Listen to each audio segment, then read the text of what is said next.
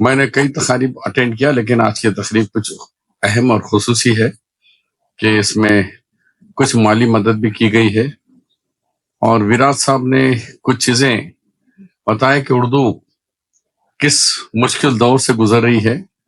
ایسے وقت میں آپ لوگ قلم لے کر اردو کو زندہ رکھنے کے لیے جو کوشش کر رہے ہیں، میں آپ سب کو تہہ دل سے مبارکباد دیتا ہوں، کیونکہ اردو کے دشمن کوئی حکومت نہیں ہے، اردو کے دشمن ہم ہی ہیں۔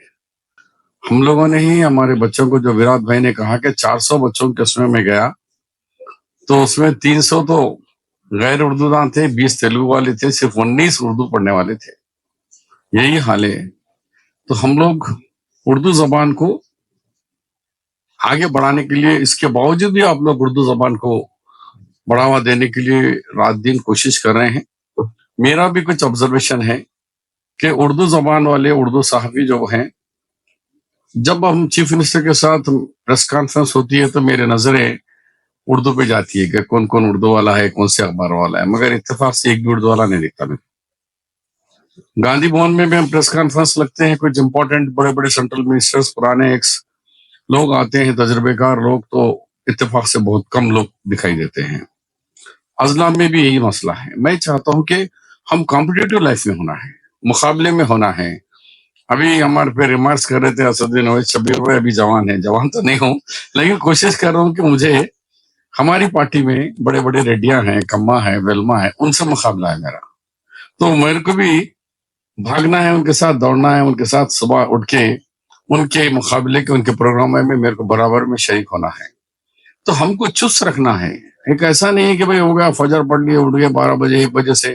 تو ابھی ہم کمپٹیشن لائف میں ہیں، ہم لوگ کچھ اور تیزی بتائیے اور آگے بڑھیے۔ اور آج ایسے ٹائم پر یہ ہو رہی ہے، طرف ماحول گرم ہے، سرحدیں گرم ہیں، سرحدوں پہ گولہ باری ہو رہی ہے، اور دشمن ملک پاکستان ہمارے نہتے شہریوں پر حملہ کر رہا ہے، نہتے شہریوں کو اوپر گولی چلا کر انہیں ہلاک کیا جا رہا ہے۔ ایسے وقت میں سارے ہندوستان کے عوام، تمام مذہب کے لوگ، ہر ایک جنے ہم ایک جٹ ہو کر آج ہندوستانی فوجیوں کو ہم مبارکباد دیتے ہیں، ان کے سلوٹ کرتے ہیں، اور یہ کہتے ہیں کہ فوجی بھائیوں کے ساتھ ہم سب ٹھہرے ہوئے ہیں، ہم تمام ہندوستانی ٹھہرے ہوئے ہیں، اور خاص طور پر مسلمان بھائی بھی ٹھہرے ہوئے ہیں۔ میں اسد بھائی صاحب کی تعریف تو نہیں کرنا چاہ رہا ہوں، بھائی تو نہیں ہے میرے، چھوٹے بھائی ہے، کہ انہوں نے ہندوستان بھر میں پرسنل آل پارٹی کی میٹنگ کے باہر آنے کے بعد آپ جس طریقے سے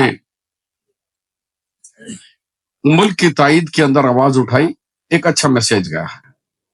لوگوں نے دیکھ رہے تھے کہ بھئی آپ لوگوں مسلم قائدین کیا کرتے ہیں، اس جنگ میں ان کا رویہ کیا رہیں گا، ملک کے اوپر اس میں کیا نیوٹرل رہیں گے، لیکن الحمدللہ کشمیر سے لے کے کنیا کماری تک جتنے ہندوستان کے تنظیمیں ہیں، علماء ہیں، مدرسے ہیں، ائمہ ہیں، لیڈرز ہیں، سب ایک جٹ ہو کر کہے کہ زندہ باد، زندہ باد ہندوستان، زندہ باد، اور ساتھ ساتھ زندہ باد کے ہمارے انڈین آرمی زندہ باد کے جو نعرے لگا کر آج جو بھارتیہ جنتا پارٹی کا جو ایجنڈا تھا، وہ ایجنڈا کو کامیاب ہونے نہیں دیے۔ اس میں بڑی تو ہمارے اسد صاحب کی کاوشیں ہیں کہ انہوں آنے کے بعد سے سبھی لوگوں نے اس کے ساتھ دیا، تو یہ بہت اچھی ہے۔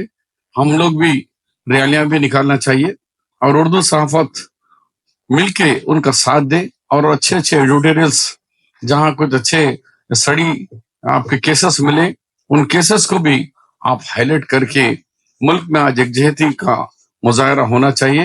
اور ہم اس ملک میں ہیں، اس ملک کی آن بان شان ہم لوگ ہیں، اور ہم بھی اس ملک کی آزادی کے لیے ہندو بھائیوں سے زیادہ خون بہا ہے۔ ہم ایسے ٹائم پہ پیچھے نہیں رہ سکتے، ہماری ملک کی سالمیت کو خطرہ ہے، تو ہم کو جس طرح آزادی میں ہمارے علماء کرام ساتھ دیے، آج ہم کو بھی ایک قدم آگے بڑھ کر جس طریقے سے 1947 سے پہلے کرے، آج وہی وقت ہم سب لوگ آگے بڑھ کے کہنا چاہیے کہ ملک میرا ہے، اور مجھے اس ملک کے سالمیت کے لیے، اس ملک کی آن بان کے لیے میں ہر وہ قربانی کے لیے تیار ہوں۔ اس میں آگے بڑھنے کی ضرورت ہے۔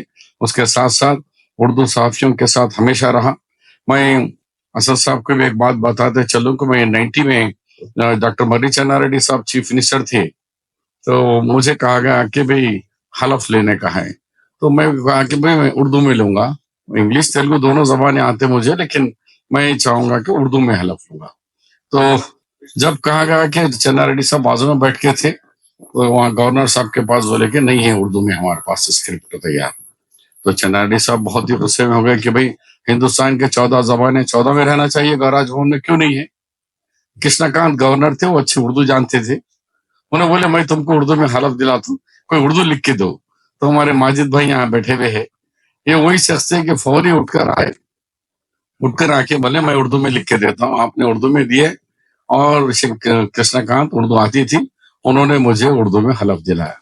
सिद्धार्थ थे बाहर परेशान थे, मेरे भाई के शब्बीर का नाम आते ये कार्रवाई क्यों रुक गई। सबका तो 1.5 मिनट में हो गया, यहाँ आते क्यों रुक गई, क्योंकि पता नहीं है हमारी बातचीत बाहर क्या हो रही थी।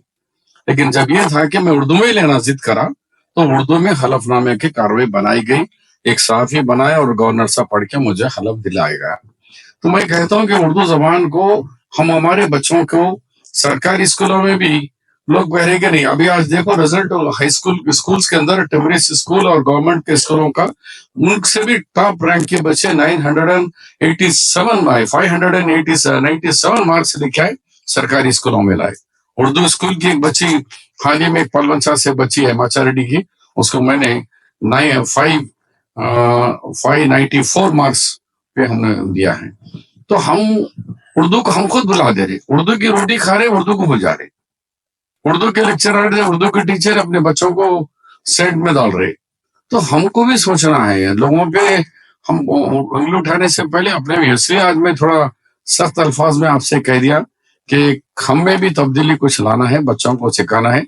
मेरे भी बच्चे ने बोला बाबू लीडर बनना है तो उर्दू सीख थोड़ा बहुत, तो प्राइवेट उर्दू सिखा लिया उसको, तो उर्दू में लिख ले रहा, पढ़ ले रहा मेरा बेटा। मैं बोला लीडर बनना है तो सीख, नहीं बनना है तो तेरी मर्जी।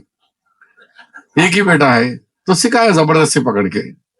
तो मैं चाहता हूँ कि कहीं भी रहो, मादरी जबान से हमारा लगाव होना चाहिए। हमारा लिटरेचर पूरा उर्दू में है, उर्दू जबान सीखना हमारा जरूरी है।